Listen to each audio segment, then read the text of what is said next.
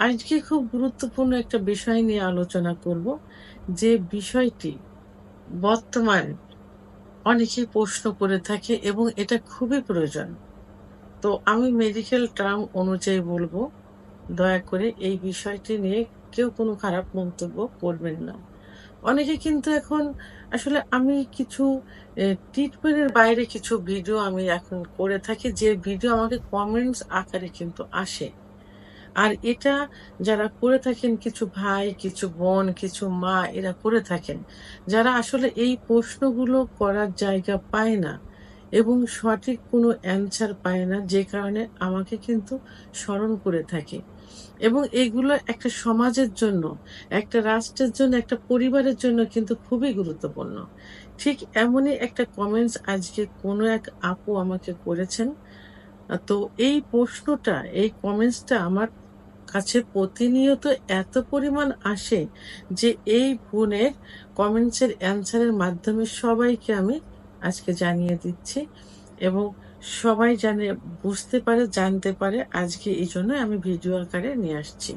আমি এখানে শুধু ডিভোর্সই বলবো না, অনেক বিধবা মহিলা থাকেন, অনেক বয়সপ্রাপ্ত মেয়ে থাকে যাদের এখনো বিয়ে হয়নি। পরিবারে হয়তো তারা লেখাপড়া শেষ করতে পারছে না, অথবা তার আরো অনেক বোন আছে, অথবা পরিবারের প্রতি তার একটা দায়িত্ব আছে। সেই দায়িত্ব থেকে সে এখনো বিয়ে করতে পারেনি। কিন্তু তার সেক্স উত্তেজনা আছে, সে কিভাবে সেটাকে কন্ট্রোল করে রাখবে? এমন প্রশ্ন করে থাকেন। তো আমি ১ম এই ডিভোর্সি এবং বিধবা এবং যারা বয়স্ক মহিলা আছে তাদের উদ্দেশ্যে ১ম এই বলব, আপনাদের যদি সুযোগ থাকে তাহলে আপনারা অবশ্যই বিয়ে করে ফেলবেন। ইসলামে কিন্তু এটা নিষেধ নেই যে বিধবারা বিয়ে করতে পারবে না, ডিভোর্সিরা বিয়ে করতে পারবে না। তো সেহেতু আপনারা বিয়ে করে ফেলবেন। আবার অনেকের দেখা যায় যে, যেসব ডিভোর্সি বিধবা মেয়েরা থাকে, তাদের সন্তান থাকে, সন্তান বড় থাকে, সে কারণে তারা বিয়ে করতে পারেন না এবং কিছু দায়িত্ব থাকে, সে দায়িত্ব থেকে বিয়ে করতে পারেন না। তো তাদের জন্য ১ম এই বলব যে, আপনারা যদি মুসলমান হয়ে থাকেন, তো সেক্ষেত্রে অবশ্যই আপনাদের ৫ ওয়াক্ত নামাজ পড়তে হবে এবং নিয়মিত রোজা রাখতে হবে। রোজা রাখলে, ৫ ওয়াক্ত নামাজ পড়লে এবং ইসলামিক বা ধর্মীয় রীতিনীতিগুলো পালন করলে, তাহলে কিন্তু এটা অনেকটা কন্ট্রোল রাখা যায়। কারণ তখন তাদের মনের ভিতর কিন্তু ধর্মীয় মনোভাব থাকে। তখন বাজে কোনো চিন্তাভাবনা থাকে না। এবং রাত্রে সাধারণত এই মনের ভিতরে এই টেনশন গুলো থাকে। তখন কি করতে হবে? অবশ্যই তাহাজ্জুদের নামাজ পড়তে হবে। তাহাজ্জুদের নামাজ পড়ে আল্লাহর কাছে কান্নাকাটি করলে এবং ধর্মীয় অ আ মনোভাব যদি তখন মনের ভিতর থাকে, তাহলে কিন্তু সেক্সুয়াল উত্তেজনা তাদের ভিতরে আসবে না। এরপরে আরেকটা এবং যারা অন্য ধর্মের থাকে, তাদের অবশ্যই তাদের নিজস্ব ধর্মীয় রীতিনীতিগুলো পালন করতে হবে। যখনই ধর্মীয় রীতিনীতিগুলো পালন করতে যাবেন, তখনই কিন্তু পাক পবিত্রতার একটা বিষয় চলে আসে। আর পাক পবিত্রতা থাকলে কিন্তু এই সেক্সুয়াল উত্তেজনা থেকে অনেকটা দূরে থাকা যায়, কন্ট্রোল রাখা যায়।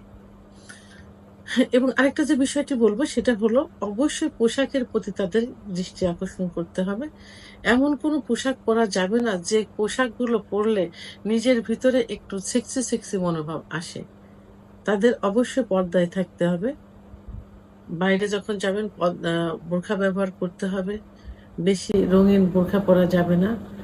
আবার বোরখা না পরলে যে কাপড়-চোপড়গুলো পরতে হবে, তাদের এমনভাবে কাপড় পরতে হবে যে তাদের আ বডি স্ট্রাকচার যেন বোঝা না যায় এবং তাদের নিজের ভিতরে একটা ফিলিং যাতে না আসে।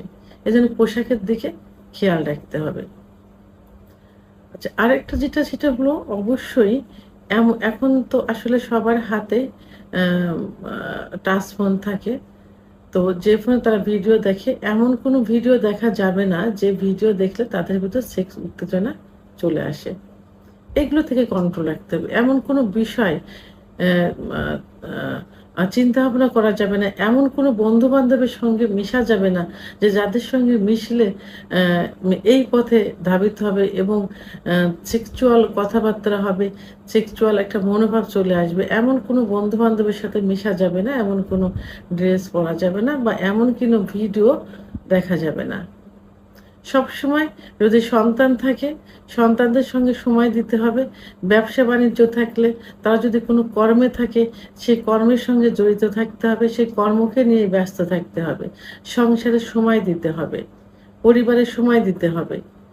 তাহলে কিন্তু এই চিন্তাভাবনা থেকে দূরে থাকা যাবে। আর রাত জাগা যাবে না। রাত জাগলে এই দুশ্চিন্তাগুলো মনের ভিতরে বেশি চলে আসবে। আরেকটা যে বিষয়টা আমি এখন এইটা ন্যাচারাল ভাবে কিছু মানে খাবার কন্ট্রোল এবং খাবার এম খা মা মা খাবার খাওয়ার মাধ্যমে এগুলো যে কন্ট্রোল করা যায় সেটা বলব।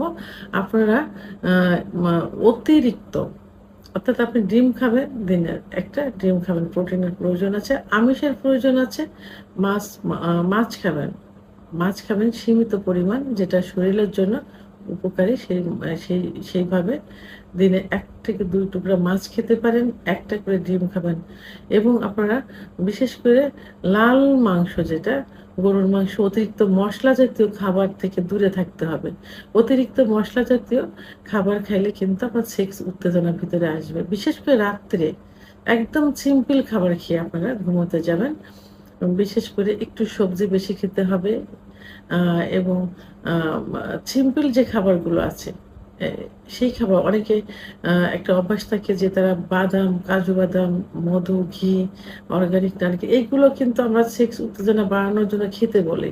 তো এই খাবারগুলো যেটা শরীরের জন্য না হলেই হয় না, এই খাবারগুলো থেকে অতিরিক্ত থেকে আপনারা দূরে থাকবেন। অতিরিক্ত মসলা, মাছ-মাংস থেকে দূরে থাকবেন। আ এবং দুধ শরীরের জন্য তো উপকারী, পুষ্টির জন্য উপকারী। আপনার যতটুক দুধ ততটুক পানি এবং দিনে আপনার যতটুক প্রয়োজন হয় আম আ অ্যা অর্থাৎ আপনারা ২৫০ গ্রাম দুধ খেতে পারেন এবং ২৫০ গ্রাম কিন্তু পানি দিবেন এর ভিতরে। সেটা দিনে খাবেন, রাত্রে এগুলো খাবেন না। রাত্রে একদম সিম্পল খাবার খেয়ে ঘুমোতে যাবেন। এবং আর্লি ঘুমানোর চেষ্টা করবেন। আর সর্বোপরি যাদের অতিরিক্ত সেক্স থাকে, যারা আসলে একদম কন্ট্রোল করতে পারছেন না, আপনি বিধবা, আপনি ডিভোর্সি, আপনার সংসারের ঝামেলা, আপনি বিয়ে করতে পারছেন না, কিন্তু সেক্স উত্তেজনা কন্ট্রোল করতে পারছেন না। আপনারা মাঝে, মাঝে কালো মেঘ নাম শুনেছেন? কালো মেঘ গাছ আছে। সেই কালো মেঘ গাছের পাতা আছে। ওই পাতা ৩-৪ টা এবং দেখবেন যে নিম গাছ আছে, নিম গাছের যে ছাল থাকে, এই ছাল ২-১ টুকরা ও মাঝে, মাঝে সপ্তাহে ২-১ দিন আ সকালে খালি পেটে একটু রস করে খেয়ে দিবেন। অবশ্যই খালি পেটে খেতে হবে। তো এটা রেগুলার খাবার দরকার নেই, মাঝে, মাঝে খেয়ে দিবেন। তো এইভাবে কিছু যদি মাঝে, মাঝে খেতে থাকেন আর যে নিয়মগুলো বললাম, এই নিয়মগুলো ফলো করেন, তাহলে অবশ্যই আপনি সেক্স উত্তেজনা থেকে নিজেকে কন্ট্রোল করতে পারবেন।